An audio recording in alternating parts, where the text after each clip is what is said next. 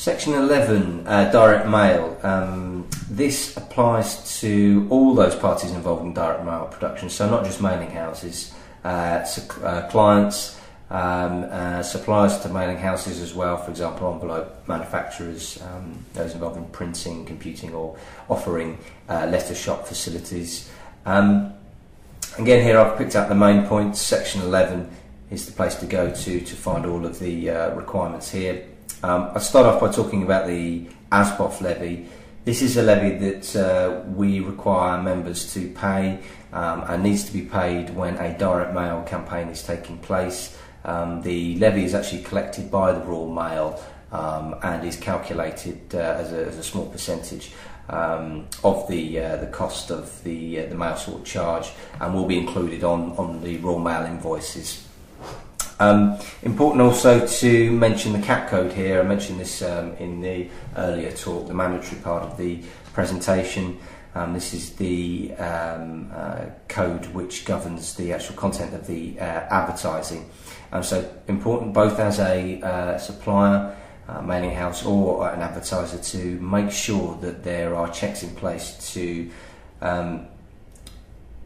check whether the advertisement, the actual piece that's going out in the post, is CAP code compliant.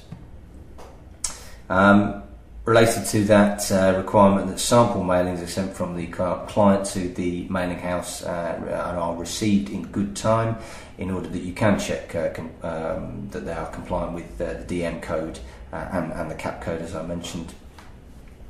The data processing contract, there is a section here about this requirement for this contract and what it should include. This is often something which is forgotten or unknown to certain companies. It's actually a requirement of the Data Protection Act, is enshrined within the Act there. A responsibility primarily on the client, or legally on the client, to provide this to the mailing house and ask them to sign it.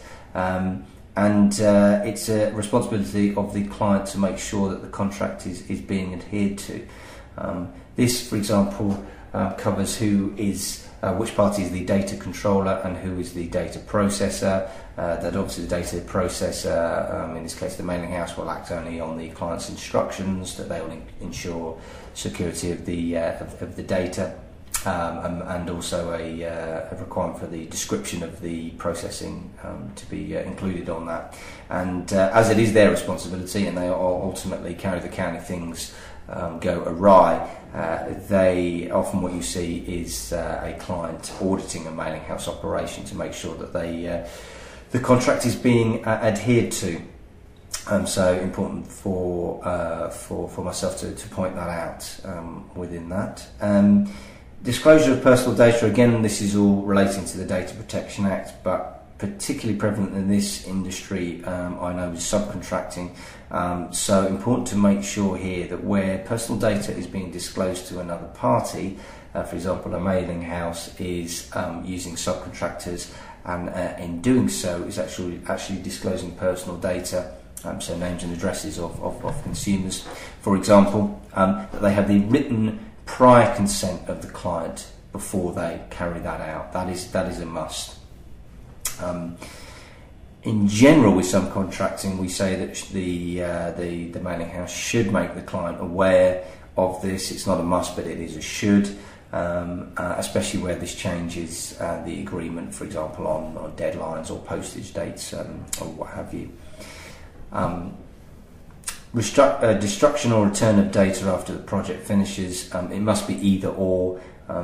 Depending on the client's instructions, data must be securely destroyed or it must be returned to the client.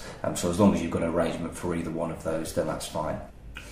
The last point, the Mailing Preference Service, MPS, this actually isn't included within the Section 11, but important to mention it here, as it does involve mailing houses and those involved in direct mail.